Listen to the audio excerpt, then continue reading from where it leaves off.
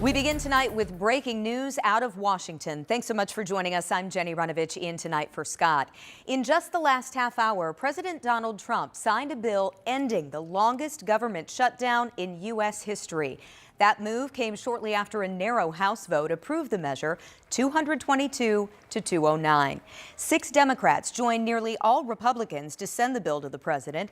It includes full funding for SNAP food benefits and reinstates thousands of government employees who were laid off during the shutdown. It does not include an extension of enhanced subsidies under the Affordable Care Act. Now, that was a major sticking point for Democrats who, for weeks, blocked votes to reopen the government.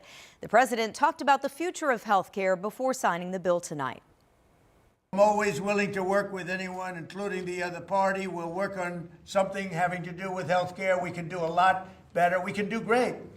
So much money is involved, and we're willing to pay so much money to the people. So we're going to pay a lot of money to the people. They're going to go out and buy their own health care. We will be following this story very closely for you overnight. You'll be able to see any breaking developments on Sunrise beginning at 4 a.m.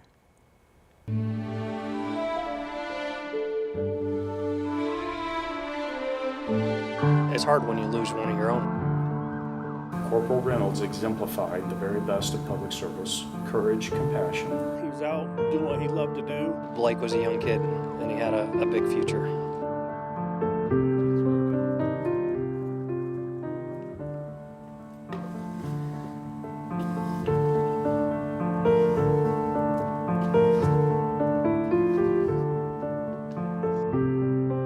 Heartbreak tonight in Delaware County. Tributes are pouring in for fallen sheriff's deputy killed in a crash along I-69.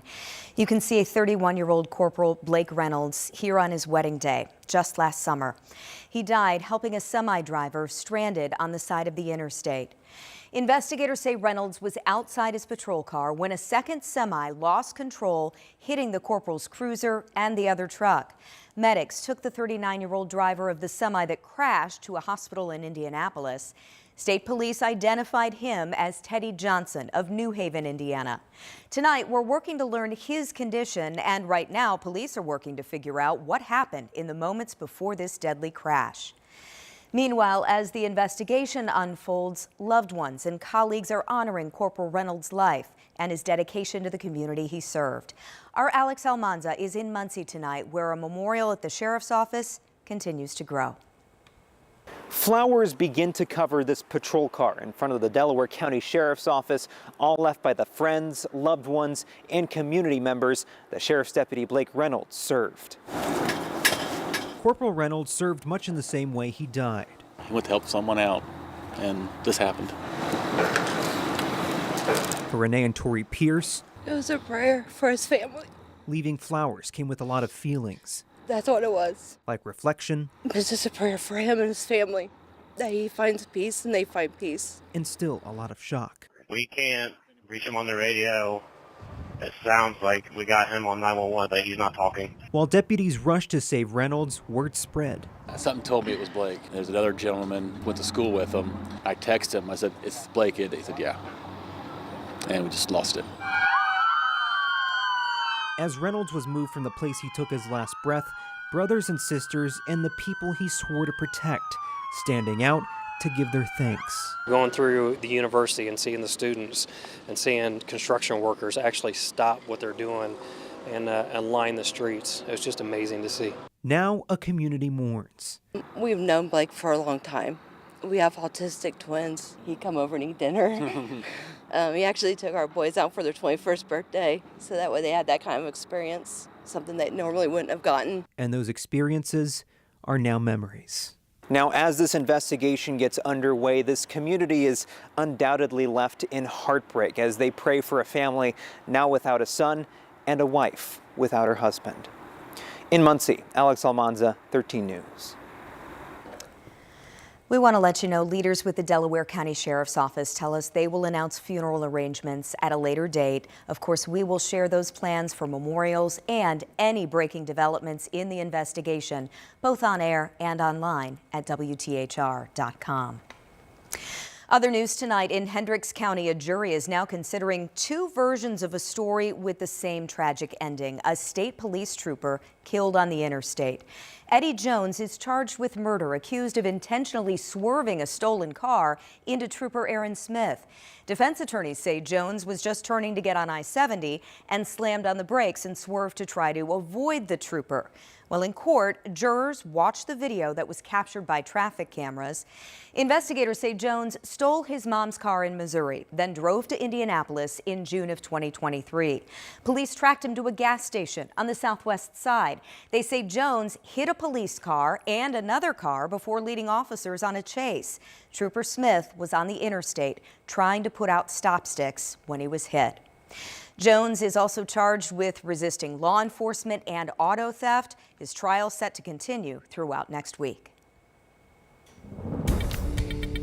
Cool but not cold on this Wednesday evening. Temperatures in the 30s and 40s. We have 41 in Indianapolis, 39 Richmond and Kokomo, down to 38 Peru, but still in the upper 40s from Greencastle south to Bloomington into Bedford. Still will need that coat at the bus stop or out the door early on our Thursday, as morning temperatures are expected in the low to mid 30s. But dress in layers. Mild again tomorrow afternoon. We're forecasting highs in the upper 50s and low 60s. The warm up continues as we still have a 70-degree day on the way for Saturday, but also a couple of rain chances in the 7-day. Angela, thank you. New tonight, a fiery meeting for the Hamilton Southeastern School Board, but much of that heat actually came outside the administration building. More than 100 people, teachers and supporters, showed up to voice concerns about teacher contracts. But the board told them they couldn't talk about the issue because it wasn't on the agenda. So they walked out to have a meeting of their own in the parking lot. Now, just last month, 86% of HSE teachers voted down a new contract. According to the Hamilton Southeastern Education Association, a pay freeze and rising health care costs actually amounts to a pay cut. They met with administrators last week. Teachers are asking for more money to help cover those health care costs. They say they aren't feeling valued, but they are united in a push for a better deal. It's an empowering moment for us to continue to stand in solidarity together. At the end of the day, we have each other. We're going to lean on and support each other because that's just what teachers do. And so us being able to use our voice and to congregate in this way is a way for us to continue to, one, show how much we support each other, but also to show our collective power as teachers. 13 News did ask, but board members wouldn't comment on the contract negotiations tonight. We reported that last month, the two parties have until November 15th to reach an agreement and ratify a new deal before the state will assign a mediator.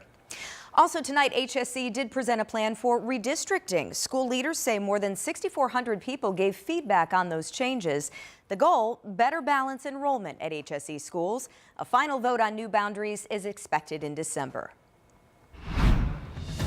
Here's a quick look at other stories making headlines right now. Tonight, police are investigating a shooting that left a man in critical condition on the east side of Indianapolis. It happened just after 8 o'clock this morning on Windsor Drive near 21st and Arlington.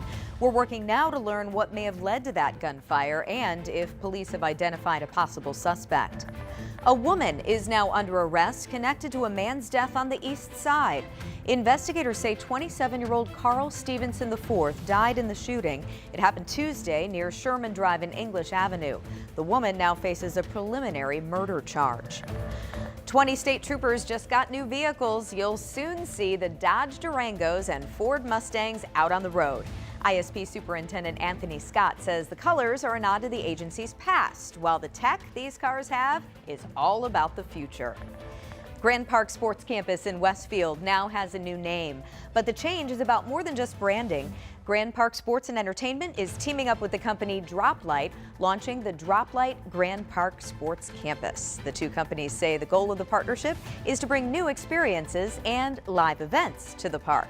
Remember, you can find all the latest local stories anytime on our 13 News app.